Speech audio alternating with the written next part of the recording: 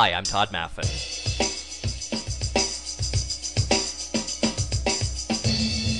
Welcome to Inside the CBC's first in a 5-part series on secret Google tips for researchers. One of the things that I see quite often walking around CBC buildings is people using Google. Researchers, producers, hosts, journalists, even people not in those jobs, and even people outside the CBC, of course, but they're not using it effectively. Really, only about 10% of Google is being used by these people. Google has a lot of very simple tools to refine your searches to make them a lot more efficient. And we're going to go through some of those in the next week. These are going to be 10-minute videos. I won't go through everything, but this is what the agenda looks like. And just a quick plug to penmachine.com, which provided the music through a Creative Commons license. So let's get started. This is a screen that you're familiar with. Obviously, this is where you do your searches. You can just type in Liberal Party, and by clicking on Google Search, it will return a list of any time the words Liberal and Party appear together. The main website, the first one it returns, is the Liberals' official website. Let's say that you're pretty confident that Google is going to guess that that's the one that you want to go to. You don't actually have to click Google Search first and then go to the Liberal Party's site.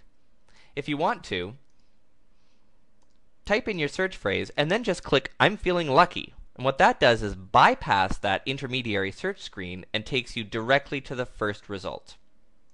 Just a nice little tip there. Let's talk about the preferences screen, because preferences can change the way you are viewing the results, and that can have a really important impact to make sure that you're seeing the results you want to see. You find it by just clicking preferences to the right here. By default, Google will have it display in English. You can, of course, have it display in French or any language. It even includes an Elmer Fudd language if you want to, which is kind of fun, but I'll let you play around with that. You can have Google search only for pages written in specific languages. That's the way I keep mine, actually.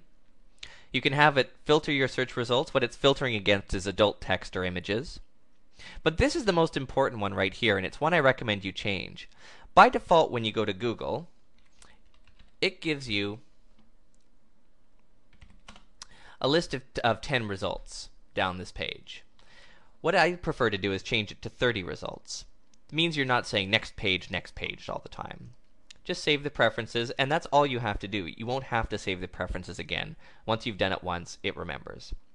So let's do a Google search right now.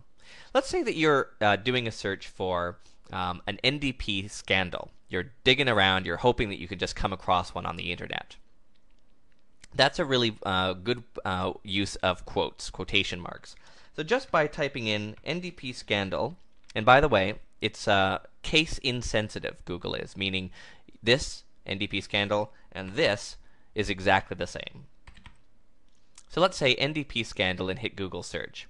Well, it's returning me things where the NDP scandal appear together, but it's also returning stuff that aren't about NDP scandals. In this case, this is a sponsorship scandal, that is a liberal scandal, that the NDP got involved in. In this case, the NDP is commenting on a refugee board scandal. Not what we're looking for. We're looking for an NDP scandal specifically. The way to force it to look for and return results that have just that one phrase in it is by putting it in quotation marks. Now you'll notice that this one and this one will drop off the list, because now it's only giving us stuff where NDP and scandal appear together. But you can see here that it's this NDP scandal has to do with bingo. And let's say we're not really interested in the bingo gate thing. One way to eliminate search returns is to put, it would be great if we could say NDP scandal, but nothing that says bingo. That's of course what we intend to do it, but the computer wouldn't understand that. It's much easier to just put a minus sign in front of it and type the word you want to eliminate. What we're telling Google now is look for an opportunity or a series of pages where NDP and scandal appear together, but the word bingo is not on it. And keep your eye on this page because it'll disappear from our results. We can continue to do that, and you'll notice that just by way of narrowing this down, when we search for NDP scandal at first, we got nearly 300,000 documents. by putting it in quotes and by restricting it just to that phrase, we've already reduced it to 53 pages. So that tells us that there's not a lot of documents that have NDP scandal in them, but this certainly is a list of them. The next thing I want to talk about is called stemming. Let's say that you are looking for Stéphane Dion, and again I'm going to put him in quotes so that we don't find Stéphane Williamson and Celine Dion down the line. We're looking just for him, and run. Obviously that's going to pull up results where he's run, where the word run is there, but it's also going to return words that use run as a prefix, and it's irrelevant as to what the suffix is. So this is just like saying Stéphane Dion run, or running, or rundown. And indeed we can see here it's found Stéphane Dion together, and it's also triggered on rundown, even though all we've asked it for is run. So this is a good way of sort of covering your bases. The word jump will return jump, jumped, and jumping, or jumps for that matter. If you want to say restrict it to just Stéphane Dion and then run, either put the word run in quotation marks or put a plus sign in front of it.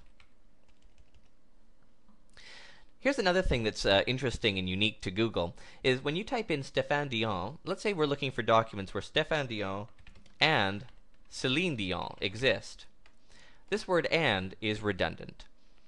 Any words or phrases you put in here, it'll look for it to make sure that both are in the document. So Stéphane Dion and Celine Dion both have to appear together in a document. And amazingly, there are 19,000 documents where that happens. But let's say we don't care about whether it's Celine Dion and Stéphane Dion appearing together. We want it to say, no, it doesn't really matter. We'll use either one. Now we're getting Celine Dion's official website, even though Stéphane Dion isn't mentioned. One little trick you have to know about this, the word or has to appear in uppercase. That's critically important. If you do it in lowercase, you're not going to get the same returns. It's going to go back to this thing where it's doing it as and. So that's pretty important to know.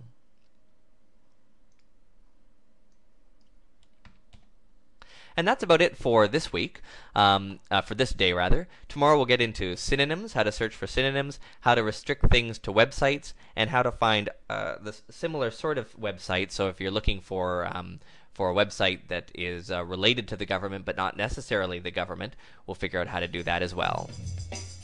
If you liked what you saw on this screencast, please go to the blog where this posting is and add a comment. Until tomorrow, thanks very much for paying attention.